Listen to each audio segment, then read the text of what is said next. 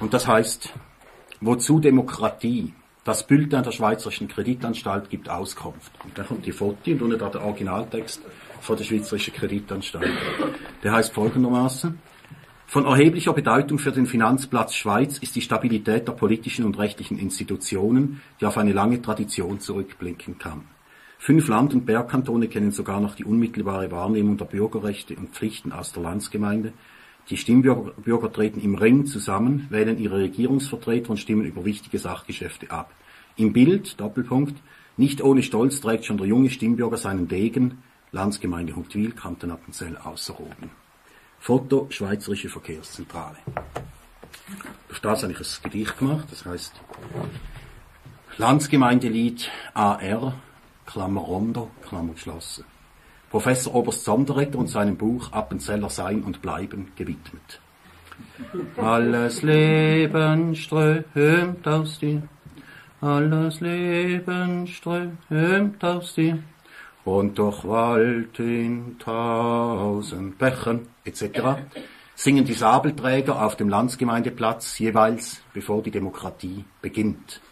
Der Beistand des allerobersten Vaters, der Ursprung aller Dinge, der große Besamer wird angerufen, der dann pünktlich strömt.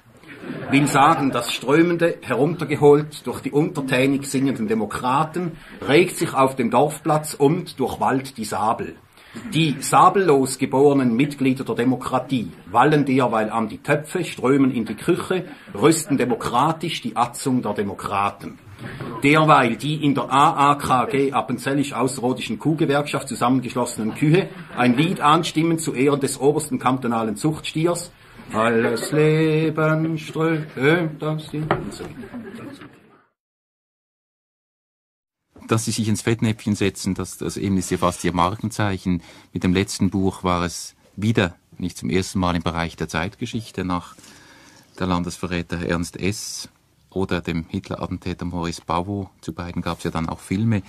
Jetzt also der Erstweltkrieg-General Wille. Ich finde spannend, wie einer dieser Aufsätze in Widerland und der Brandstifter nun die Reaktionen aus dem akademischen Milieu auslotet und neben Abwehr, Verdrängung, lächerlicher Detailglauberei oder purer Ignoranz findet sich, meine ich, auch die ernstzunehmende Kritik einer personenfixierten Geschichtsschreibung. Also die Frage eigentlich, kann, was in der Reportage unbestritten und gang und gäbe ist, in der Zeitgeschichte genügen? Wie gehen Sie mit dieser Kritik? Also was antworten Sie auf die Kritik der Personenorientierung? Die anderen Arten von Kritik, also von Leuten, die eigentlich schon längst diese Briefe hätten ausgraben und publizieren müssen, es aber nicht getan haben, weil sie so staatshörig sind oder auch den großen Familien hat ein bisschen aus der Hand fressen, die kann ich nicht ernst nehmen. Und was Sie hier ansprechen, ist die wichtigste Art der Kritik. Auch da gibt es unter Historikern sehr verschiedene Ansichten. Also zum Beispiel Albert Tanner hat mir einen Brief geschrieben. In diesem Brief steht, es sei mir also jetzt wieder mal gelungen, ein Thema aufs Tapet zu bringen, so dass es landesweit diskutiert werden müsse. Und vielleicht müssten Sie, die etablierten, jungen, linken Historiker, also jene, mit denen ich einen Dialog führen kann, sich einmal überlegen, ob Sie nicht im sehr ehrenwerten Bestreben, immer nur Strukturen zu zeigen, die Personen völlig eliminiert hätten aus der Geschichte und die Geschichte deshalb langweilig gestaltet hätten. Schreibt mir also dieser Historiker, nicht?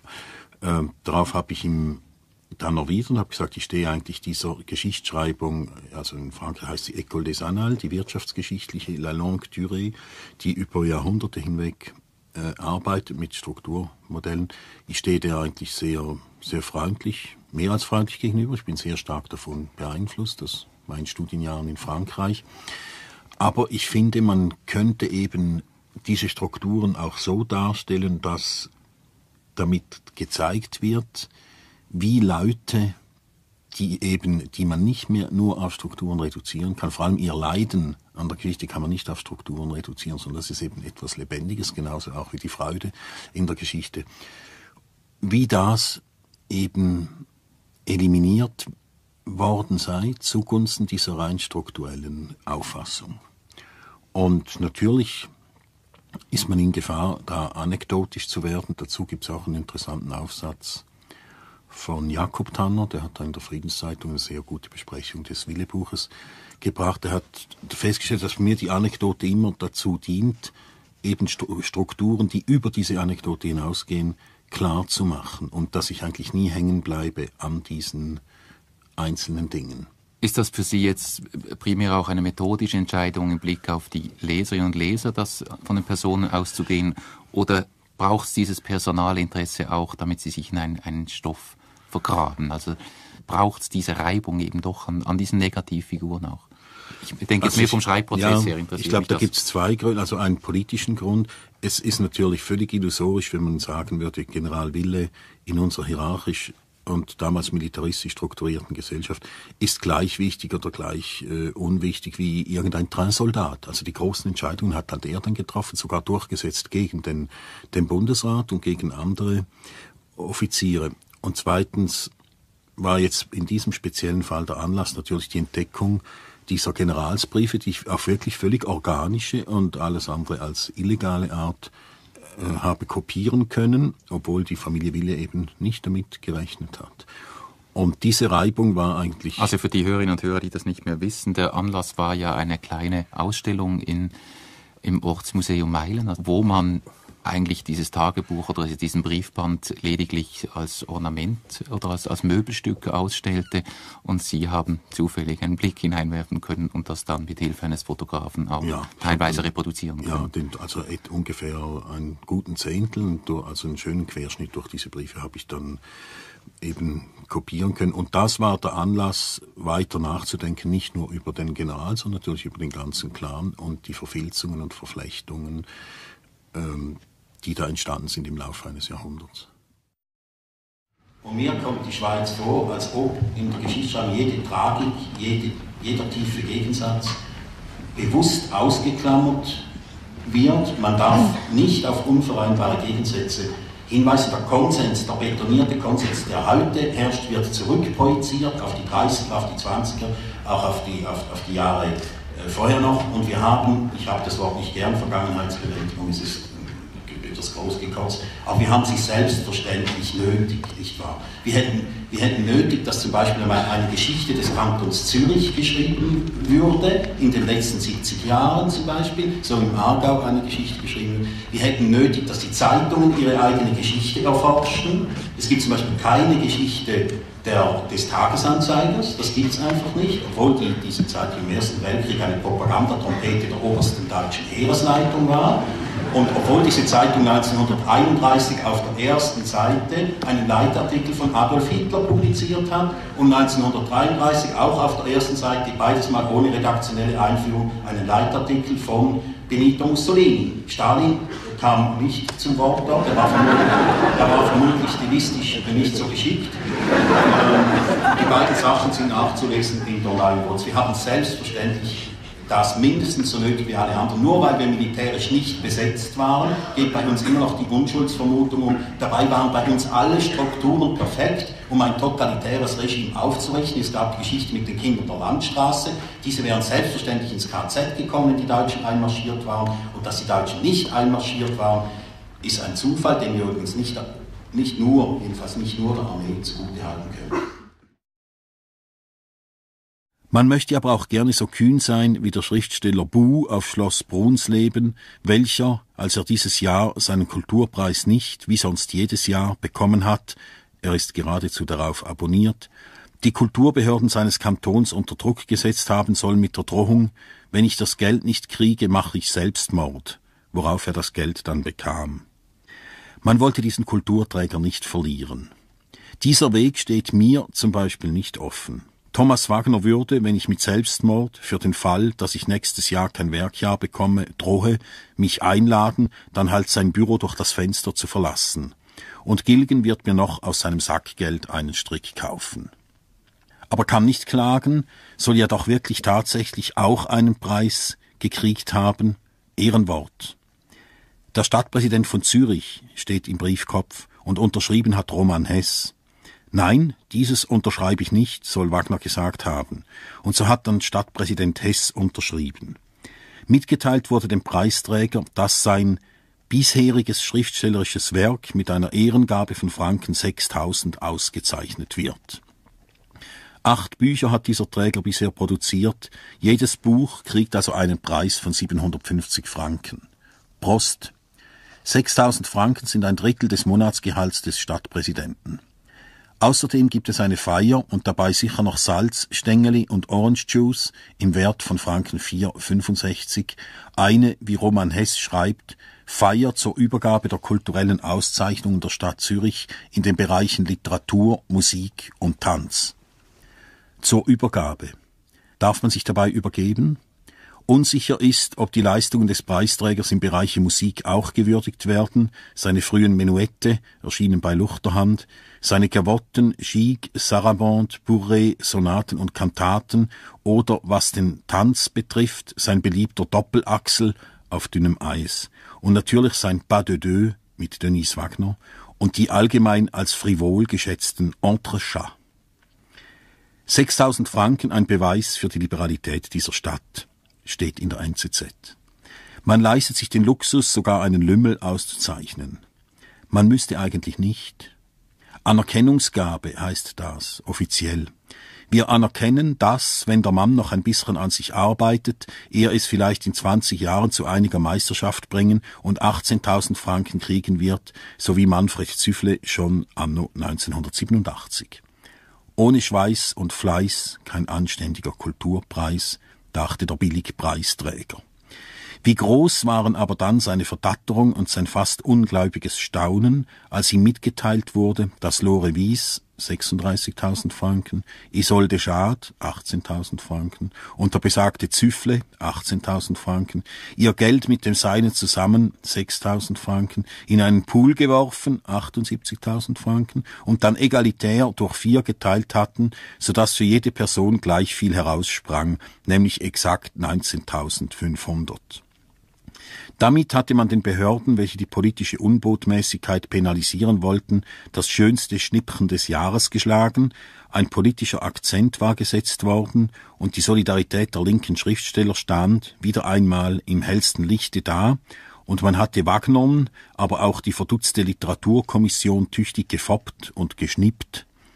Hatten nicht die Filmer, welche für den wegen Gilgens bösartiger Trottelei leer ausgegangenen Dindo gesammelt hatten, ein Beispiel gegeben?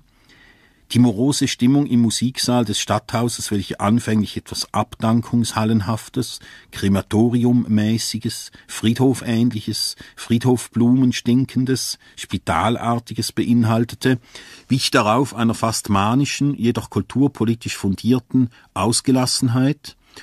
Und während Irene Schweizer auf dem Flügel des Musiksaals des Stadthauses in einer durchaus bluesigen Manier die Internationale intonierte, zog der Haupthaus der Kulturschaffenden teils die Marseillaise, teils die Carmagnole singend oder in einigen Fällen sogar gröhlend ins Zunfthaus zum Rüden hinüber, wo man Bündnerfleisch schnabulierte, spendiert von Isocamartin, dem kultivierten Sauertopf, der, anfänglich nicht mithalten wollend, weil er auch nur einen 6.000er abbekommen hatte und aber nicht in den Genuss der literarischen Ausgleichskasse gelangt war, sich eines Besseren besann und schließlich sogar sausenden, brausenden Champagner in gewaltigsten Mengen auffahren ließ. Und es ist typisch für die bürgerlichen Medien, NZZ, TA, etc., dass sie diese glückliche Wendung der Zeremonie in ihren Montagsausgaben hartnäckig beschwiegen haben. Ein weiterer Beweis für die Existenzberechtigung der WOTS. Kabelträger auf dem Landsgemeindeplatz jeweils, bevor die Demokratie beginnt. Der Beistand des allerobersten Vaters, der Ursprung aller Dinge, der große Besamer wird angerufen, der dann pünktlich strömt. Will sagen, das Strömende, heruntergeholt durch die untertänig singenden Demokraten, regt sich auf dem Dorfplatz und durchwallt die Sabel. Die sabellos geborenen Mitglieder der Demokratie wallen derweil an die Töpfe, strömen in die Küche, rüsten demokratisch die Atzung der Demokraten. Derweil die in der AAKG Appenzellisch-Außerrhodischen Kuhgewerkschaft zusammengeschlossenen Kühe ein Lied anstimmen zu Ehren des obersten kantonalen Zuchtstiers. Alles Leben strömt aus dem... Dass sie sich ins Fettnäpfchen setzen, das eben ist ja fast ihr Markenzeichen. Mit dem letzten Buch war es wieder nicht zum ersten Mal im Bereich der Zeitgeschichte nach der Landesverräter Ernst S. oder dem Hitler-Attentäter Maurice Bavo. Zu beiden gab es ja dann auch Filme. Jetzt also der Erstweltkrieg-General Wille. Ich finde spannend, wie einer dieser Aufsätze in Widerland und der Brandstifter nun die Reaktionen aus dem akademischen Milieu auslotet und neben Abwehr, Verdrängung, lächerlicher Detailglauberei oder purer Ignoranz findet sich, meine ich, auch die ernstzunehmende Kritik einer personenfixierten Geschichtsschreibung. Also die Frage eigentlich, kann was in der Reportage unbestritten und gang und gäbe ist, in der Zeitgeschichte genügen? Wie gehen Sie mit dieser Kritik? Also was antworten Sie auf die Kritik der Personenorientierung? Die anderen Arten von Kritik, also von Leuten, die eigentlich schon längst diese Briefe hätten ausgraben und publizieren müssen, es aber nicht getan haben, weil sie so staatshörig sind oder auch den großen Familien hat ein bisschen aus der Hand fressen, die kann ich nicht ernst nehmen. Und was Sie hier ansprechen, ist die wichtigste Art der Kritik. Auch da gibt es unter Historikern sehr verschiedene Ansichten. Also zum Beispiel Albert Tanner hat mir einen Brief geschrieben. In diesem Brief steht, es sei mir also jetzt wieder mal gelungen, ein Thema aufs Tapet zu bringen, so dass es landesweit diskutiert werden müsse. Und vielleicht müssten Sie, die etablierten, jungen, linken Historiker, also jene, mit denen ich einen Dialog führen kann, sich einmal überlegen, ob Sie nicht im sehr ehrenwerten Bestreben, immer nur Strukturen zu zeigen, die Personen völlig eliminiert hätten aus der Geschichte und die Geschichte deshalb langweilig gestaltet hätten. Schreibt mir also dieser Historiker, nicht? Darauf habe ich ihm dann erwidert und habe gesagt, ich stehe eigentlich dieser Geschichtsschreibung, also in Frankreich heißt sie École des Annales, die wirtschaftsgeschichtliche La Longue Durée, die über Jahrhunderte hinweg arbeitet mit Strukturmodellen. Ich stehe der eigentlich sehr, sehr freundlich, mehr als freundlich gegenüber. Ich bin sehr stark davon beeindruckt. Dieser Weg steht mir zum Beispiel nicht offen. Thomas Wagner würde, wenn ich mit Selbstmord für den Fall, dass ich nächstes Jahr kein Werkjahr bekomme, drohe, mich einladen, dann halt sein Büro durch das Fenster zu verlassen. Und Gilgen wird mir noch aus seinem Sackgeld einen Strick kaufen. Aber kann nicht klagen, soll ja doch wirklich tatsächlich auch einen Preis gekriegt haben. Ehrenwort. Der Stadtpräsident von Zürich steht im Briefkopf und unterschrieben hat Roman Hess. Nein, dieses unterschreibe ich nicht, soll Wagner gesagt haben. Und so hat dann Stadtpräsident Hess unterschrieben. Mitgeteilt wurde dem Preisträger, dass sein bisheriges schriftstellerisches Werk mit einer Ehrengabe von Franken 6.000 ausgezeichnet wird. 8 Bücher hat dieser Träger bisher produziert. Jedes Buch kriegt also einen Preis von 750 Franken. Prost! 6.000 Franken sind ein Drittel des Monatsgehalts des Stadtpräsidenten. Außerdem gibt es eine Feier und dabei sicher noch Salz, Stängeli und Orange Juice im Wert von Franken 4,65. Eine, wie Roman Hess schreibt, Feier zur Übergabe der kulturellen Auszeichnungen der Stadt Zürich in den Bereichen Literatur, Musik und Tanz. Zur Übergabe. Darf man sich dabei übergeben? Unsicher ist, ob die Leistungen des Preisträgers im Bereich Musik auch gewürdigt werden, seine frühen Menuette, erschienen bei Luchterhand, seine Gavotten, Gigue, Sarabande, Bourrée, Sonaten und Kantaten oder, was den Tanz betrifft, sein beliebter Doppelachsel auf dünnem Eis und natürlich sein Pas de deux mit Denise Wagner und die allgemein als frivol geschätzten Entrechats. 6.000 Franken ein Beweis für die Liberalität dieser Stadt, steht in der NZZ. Man leistet sich den Luxus, sogar einen Lümmel auszuzeichnen. Man müsste eigentlich nicht. Anerkennungsgabe heißt das, offiziell. Wir anerkennen, dass, wenn der Mann noch ein bisschen an sich arbeitet, er es vielleicht in 20 Jahren zu einiger Meisterschaft bringen und 18.000 Franken kriegen wird, so wie Manfred Züffle schon anno 1987. Ohne Schweiß und Fleiß kein anständiger Kulturpreis, dachte der Billigpreisträger. Wie groß waren aber dann seine Verdatterung und sein fast ungläubiges Staunen, als ihm mitgeteilt wurde, dass Lore Wies 36.000 Franken, Isolde Schad 18.000 Franken und der besagte Züffle 18.000 Franken, ihr Geld mit dem Seinen zusammen 6.000 Franken, in einen Pool geworfen 78.000 Franken und dann egalitär durch 4 geteilt hatten, sodass für jede Person gleich viel heraussprang, nämlich exakt 19.500. Damit hatte man den Behörden, welche die politische Unbotmäßigkeit penalisieren wollten, das Scheiß auf die 20er, auch auf die Jahre vorher noch. Und wir haben, ich habe das Wort nicht gern, Vergangenheitsbewältigung, es ist etwas groß gekotzt, aber wir haben sie selbstverständlich nötig, nicht wahr? Wir hätten nötig, dass zum Beispiel eine Geschichte des Kantons Zürich geschrieben würde, in den letzten 70 Jahren zum Beispiel, so im Aargau eine Geschichte geschrieben wird. Wir hätten nötig, dass die Zeitungen ihre eigene Geschichte erforschten. Es gibt zum Beispiel keine Geschichte des Tagesanzeigers, das gibt es einfach nicht, obwohl diese Zeitung im Ersten Weltkrieg eine Propagandatrompete der obersten deutschen Heeresleitung war. Und obwohl diese Zeitung 1931 auf der ersten Seite einen Leitartikel von Adolf Hitler publiziert hat und 1933 auch auf der ersten Seite, beides mal ohne redaktionelle Einführung, einen Leitartikel von Benito Mussolini. Stalin kam nicht zum Wort dort, er war vermutlich stilistisch nicht so geschickt. Die beiden Sachen sind nachzulesen in der Neuen Wurz. Wir haben selbstverständlich das mindestens so nötig wie alle anderen. Nur weil wir militärisch nicht besetzt waren, geht bei uns immer noch die Unschuldsvermutung um. Dabei waren bei uns alle Strukturen perfekt, um ein totalitäres Regime aufzurichten. Es gab die Geschichte mit den Kindern der Landstraße. Diese wären selbstverständlich ins KZ gekommen, wenn die Deutschen einmarschiert waren. Und dass die Deutschen nicht einmarschiert waren, ist ein Zufall, den wir übrigens jedenfalls nicht nur der Armee zugutehalten können.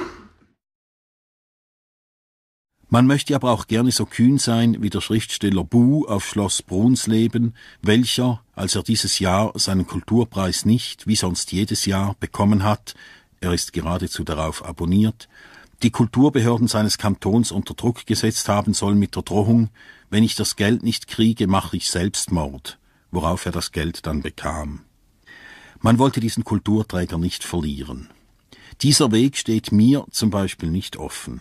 Thomas Wagner würde, wenn ich mit Selbstmord, für den Fall, dass ich nächstes Jahr kein Werkjahr bekomme, drohe, mich einladen, dann halt sein Büro durch das Fenster zu verlassen. Und Gilgen wird mir noch aus seinem Sackgeld einen Strick kaufen. Aber kann nicht klagen, soll ja doch wirklich tatsächlich auch einen Preis gekriegt haben. Ehrenwort. Der Stadtpräsident von Zürich steht im Briefkopf und unterschrieben hat Roman Hess. Nein, dieses unterschreibe ich nicht, soll Wagner gesagt haben. Und so hat dann Stadtpräsident Hess unterschrieben. Mitgeteilt wurde dem Preisträger, dass sein bisheriges schriftstellerisches Werk mit einer Ehrengabe von Franken 6.000 ausgezeichnet wird. 8 Bücher hat dieser Träger bisher produziert. Jedes Buch kriegt also einen Preis von 750 Franken. Prost! 6.000 Franken sind ein Drittel des Monatsgehalts des Stadtpräsidenten. Außerdem gibt es eine Feier und dabei sicher noch ein Drittel des Monatsgehalts des Stadtpräsidenten. Außerdem gibt es eine Feier und dabei sicher noch Salz, Stängeli und Orange Juice im Wert von Franken 4,65. Eine, wie Roman Hess schreibt, Feier zur Übergabe der kulturellen Auszeichnungen der Stadt Zürich in den Bereichen Literatur, Musik und Tanz. Zur Übergabe. Darf man sich dabei übergeben?